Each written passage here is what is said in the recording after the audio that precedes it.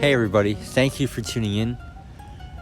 In this video, I want to share with you a new revelation I recently received and discovered slowly throughout time, and I finally have been able to uncover it. And it's regarding Elijah for the last days during the Great Tribulation, when all things are to be restored. And this revelation actually gives us a whole new facet of understanding Malachi 4:6. And he shall turn the heart of the fathers to the children, and the heart of the children to the fathers. So, as you've already probably been able to perceive, this revelation entails that when Elijah steps on stage, he will actually be stepping on the stage with a family.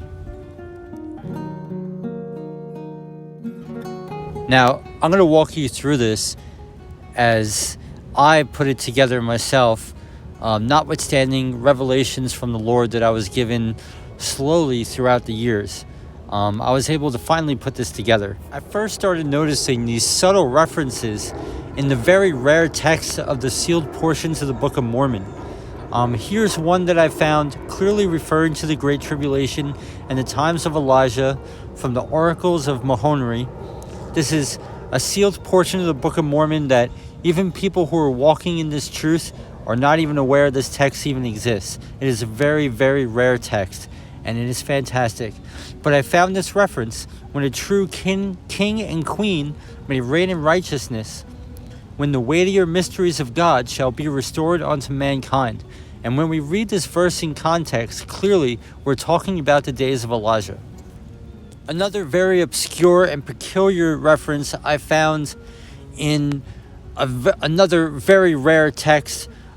This is the book of Joseph, from the visions of the parables of Zenos. Now, Zenos was an Old Testament prophet that's not in our Bibles that we read of in the Book of Mormon, who prophesied onto the scribes and Pharisees about the coming of Jesus, and he was killed. And I found his visions and parables. This is a very, very obscure text that is actually quite lengthy. But I found this obscure reference here in chapter 9, mentioning, quote unquote, the wife of Mary Magdalene. Now, most people, the naysayers, are going to say Jesus wasn't married, this is blasphemy, it's fake, blah, blah, blah. But Mary Magdalene actually serves as a type and shadow of Jesus' wife for the millennial reign. So, and I don't even think the people that translated this text are even aware of that revelation. But here, when we read this in context, we have yet another reference. Noticing these obscure references, I started contemplating and referring to the stronger references that we have. This one, the strongest reference we would have is in the Book of Mormon in 2 Nephi chapter 3, the prophecy of Joseph Smith and the coming of Moses and Elijah, the restoring of all things. Now, when you read 2 Nephi chapter 3, I think this prophecy is so deep, the English language really cannot contain the many facets and dimensions this prophecy consists of, because it's really speaking of all the way back from Joseph of Egypt all the way up to the second coming of Christ in one foul swoop in multiple facets and dimensions. But so I want to urge you to read this chapter if you're not familiar with it. So here we are actually in 2 Nephi chapter 3. Let's start at verse 17. Here we're talking about the prophecy of Moses. We could discern from our Bibles that Moses and Elijah are likely one in the same person. But let's start reading, and we could start piecing this stuff together, verifying what we already saw in these obscure texts. Verse 17, and the Lord had said, I will raise up Moses, and I will give power unto him in a rod. I will give judgment unto him in writing. Yet I will not loose his tongue, that he shall speak much. For I will not make him mighty in speaking, but I will write unto him my law by my finger in my own hand. And I will make a spokesman for him.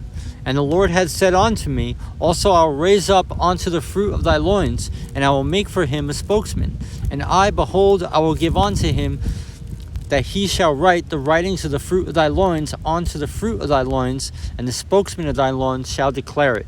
Okay, so I want to encourage you guys to read this on your own. But here we have a reference that, yes, it's very possible when Moses and Elijah step on the scene, they're actually going to have children and a family on the scene. Eventually, during my revelations, I was referred to a text I was actually recently studying, a very rare text, the book of Elijah the prophet.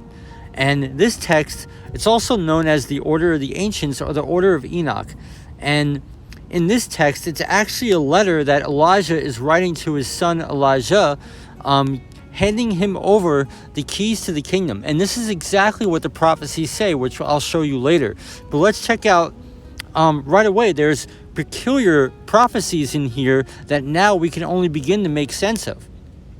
Verse 5, these rights I received when I was but a lad from my father, before he was martyred for the testimony of Yahuwah.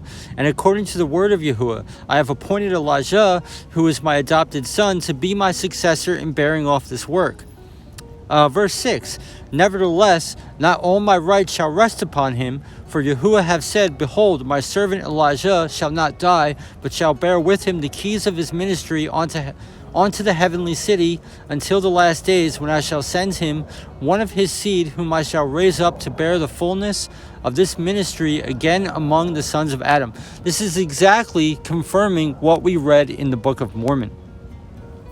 Finally, in yet another obscure yet vital text, this whole theology is spelt out perfectly in confirmation in a rare text called the Testimony and Gospel of Mary Magdalene. Here we are in chapter 1. Let's take a look at verse 15. At that time I will do a powerful work for the redemption of Zion, for I will send my messenger before I come personally, through whom I will restore all things. Okay, let's jump down a little. And here Yeshua talks about, it spells out perfectly what was confirmed already in the other text. Verse 18, I will also raise up to him an heir and a branch which is centered in propriety. There will be his ministers to complete his work.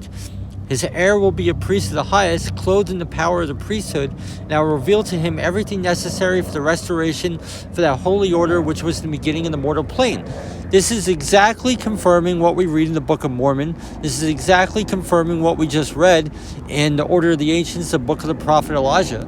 It's just more perfectly spelt out. So we can absolutely confirm that when Elijah and Moses step on the scene in the last days, they'll be stepping on the scene with a family. And this thus gives us a complete new facet of understanding Malachi 4:6. Really amazing, guys. Really amazing. All right, thank you for tuning in. I pray this blessed you. Thank you.